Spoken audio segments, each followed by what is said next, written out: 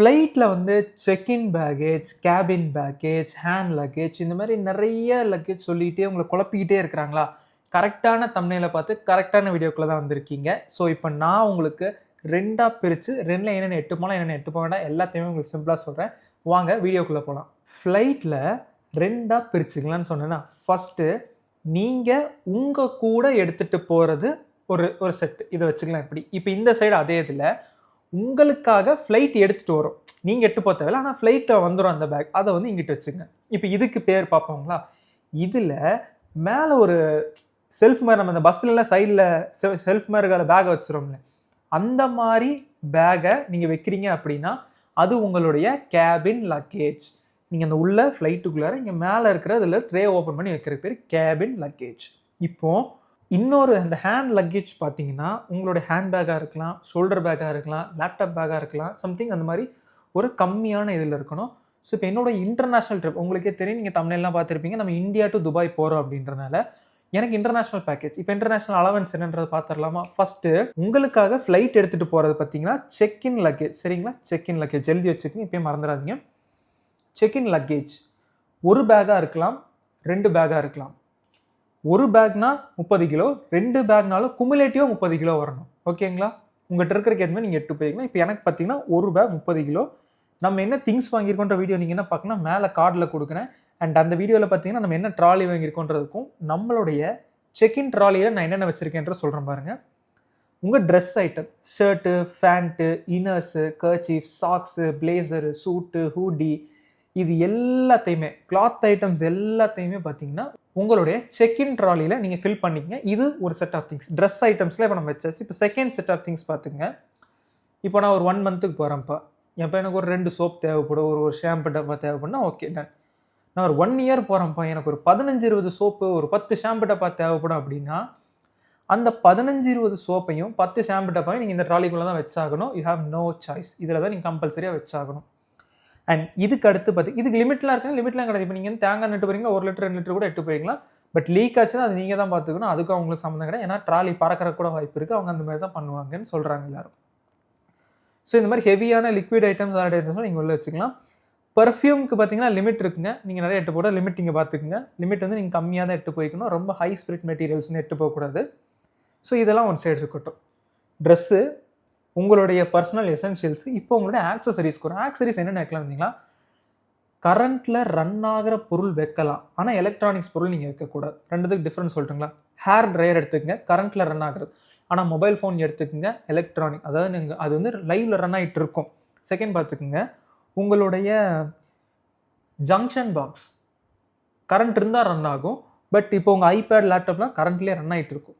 So இந்த மாதிரி பொருள் எல்லாம் நீங்கள் அவாய்ட் பண்ணிவிட்டு junction box, universal adapter, hair dryer, இந்த மாதிரி நான் வேணா போய் ப்ளக்கில் போட்டு யூஸ் பண்ணிக்கலாம், சும்மா யூஸ் பண்ண முடியாது. இன்னும் தெளிவாக சொன்னால் பேட்ரி அல்லாத ஐட்டங்கள், இது எதுவுமே பேட்டரி கிடையாது.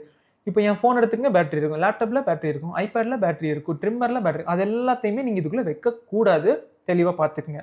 ஸோ இவ்வளோ தாங்க ரெஸ்ட்ரிக்ஷன். இப்போ இதுக்கடுத்து ஒன்று சொல்லணும்னா என்ன சொல்லலாம்னா, இங்கே இருக்குது பார்த்தீங்களா செக்இன் ட்ராலி, இதில் நீங்கள் ஷார்ப்பான ஐட்டம்ஸ் வச்சுக்கலாம். ஷார்ப்பான ஐட்டம்னா சிசராக இருக்கலாம், நெயில் கட்டராக இருக்கலாம், பிளேடாக இருக்கலாம், ட்ரிம்மரோடைய அந்த ஷேவர் பிளேட்ஸ், இந்த மாதிரி இதெல்லாம் நீங்கள் வச்சுக்கலாம். இது எல்லாத்தையுமே நீங்கள் எந்த காரணத்தை கொண்டு கேபினில் கேரி பண்ணக்கூடாது. ஸோ இதுதான் இந்த செக்இன் ட்ராலியை பொறுத்த வரைக்கும் டீட்டெயில்ஸ். இதில் உங்களுக்கு டவுட் இருக்குன்னா கண்டிப்பாக கமெண்ட் பண்ணுங்கள், நான் உங்களுக்கு ரிப்ளை பண்ணுறேன். ஸோ இப்போது மொத்த வெயிட்டில் 30 kg செக்இனில் முடிஞ்சு நெக்ஸ்ட்டு கேபின் லக்கேஜ்க்கு வர பாருங்க. கேபின் பார்த்தீங்கன்னா 7 kg. இந்த 7 kgயில் நம்ம என்ன வைக்கலாம்? பேட்ரீட் ஐட்டம்ஸ் எல்லாமே நீங்கள் வந்து கேபின் லக்கேஜில் வச்சுக்கலாம். எக்ஸாம்பிளுக்கு பார்ப்போமா? IPhone, iPad, laptop, battery, power bank, cell, இது எல்லாத்தையுமே நீங்கள் வச்சுக்கலாம். இப்போ நிறைய பேருக்கு ஒரு டவுட் வரும், சார்ஜரை எங்கே வைக்கிறது? சார்ஜர் இதில் தான் வைக்கணும். அதில் ரொம்பலாம் குழப்பிக்காதீங்க. இந்த கேபின் ட்ராலியில் இடம் இருக்குன்னா கேபின் ட்ராலியில் வைங்க. கேபின் ட்ராலியில் இடம் இல்லைன்னா செக்இன் ட்ராலியில் போட்டுங்க. சார்ஜருக்கோ கேபிள்ஸ்க்கோ இது எதுக்குமே வந்து இந்த பிரச்சனையெல்லாம் கிடையாது. அதுவே பேட்டரி கிடையாது. கரண்ட் இருந்தால் ரன் ஆகும், இல்லைனா ரன் ஆகாது. அவ்வளோதான், சிம்பிளாக முடிஞ்சா. ஸோ இதுவுமே ரிமைண்டராக வச்சுக்கோங்க. உங்கள் கேபின் ட்ராலில் இந்த மாதிரி திங்ஸ் தான் நீங்கள் வச்சுருக்கணும். அண்ட் எமர்ஜென்சி மெடிசன்ஸ்ன்னு சொல்கிறது, எமர்ஜென்சின்ற ஒரு காரணத்துக்காக நீங்கள் இதில் வச்சுக்கலாம். எமர்ஜென்சி மெடிசன் கிடையாது, நான் ஒரு ரெகுலர் மெடிக்கேஷனில் இருக்கிறேன் அப்படின்னா நீங்கள் அந்த பேக்லேயே கூட வச்சுக்கலாம். ஏன்னா அந்த மெடிசன் உங்களுக்கு எமர்ஜென்சியாக தேவைப்படுது, but you will need in future அப்படின்றப்ப நீங்கள் அதில் வச்சுக்கோங்க. இதுதான் உங்களோட கேபின் லக்கேஜ். இப்போது பொதுவாக எல்லாரோடதுலேயும் 30 கிலோ செக்இன், 7 கிலோ கேபின்னு முடிச்சிருவாங்க. சொல்லாத ஒரு விஷயம் என்னென்னு பார்த்தீங்கன்னா அந்த ஹேண்ட் லக்கேஜ். ஸோ அடுத்து எழுதிக்கிங்க ஹேண்ட் லக்கேஜ். ஹேண்ட் லக்கேஜ் பார்த்தீங்கன்னா உங்களுக்கு 3 kgs அலவுடுன்னு சொல்லுவாங்க. பட் உண்மையிலேயே எவ்வளோ அலவுடுன்னு தெரியுமா? உண்மையிலேயே நீங்கள் எவ்வளோ வேணால் எட்டு போய்க்கலாம். அப்புறம் ஒரு 10-20 கிலோ எட்டு போய்க்கலாமா சூரியனா? அப்படி முடியாது. உங்கள் பேக் இருக்குன்னு இப்போ தான் அந்த பேக் அப்படின்னா இப்போ இந்த அமெரிக்கன் டூரிஸ்ட் பேக் நம்ம பார்த்தாங்க. இப்போ அதில் பார்த்தீங்கன்னா திங்ஸ் நான் வச்சுருக்கேன். பேக் பல்ஜாக தெரியல, ரொம்ப அகலமாக அடைச்சி பேக் ஸ்மூத்தாக தெரியும், நார்மலாக தெரியுது. ஆனால் உள்ளே வந்து 3 கிலோக்கு மேலே இருக்குது அப்படின்னா அவங்க உங்களுக்கு ஈஸியாக அலோவ் பண்ணிடுவாங்க, பேக் வெயிட் இல்லாத வரைக்கும். பார்க்கும்போதே உங்களோட பேக் அகலமாக வந்து நல்லா பல்ஜாக எரும மாடு மாதிரி தெரியுதுன்னு வைங்க, பார்த்தோன்னே வெயிட்டு போட்டோன்னே ரேட்டு போட்டுருவாங்க. ஸோ இவ்வளோ தான் இந்த இதோட இது. ஃபஸ்ட்டு உங்களுடைய ஏர் டிக்கெட், அதாவது உங்களோட ஃப்ளைட் டிக்கெட் எடுத்துக்கங்க. அந்த ஃப்ளைட் டிக்கெட் நீங்கள் என்ன ஏர்லைன்ஸில் போகிறீங்க அண்ட் அந்த டிக்கெட்டுக்கு எவ்வளோ வெயிட் எலிஜிபிலிட்டின்றதை அதில் செக் பண்ணிக்கோங்க. அண்ட் உங்களுக்கு இன்னும் கொஞ்சம் டவுட்டாக இருக்குது அப்படின்னா அந்த டிக்கெட்டோட பிஎன்ஆர் ஸ்டேட்டஸ் போட்டு பார்த்தீங்க அப்படின்னா செக்இன் பண்ணுற இடத்துல உங்களுக்கு காமிச்சிடும் நீங்கள் இவ்வளோ லக்கேஜ் எட்டு போய்க்கலாம் அப்படின்னு.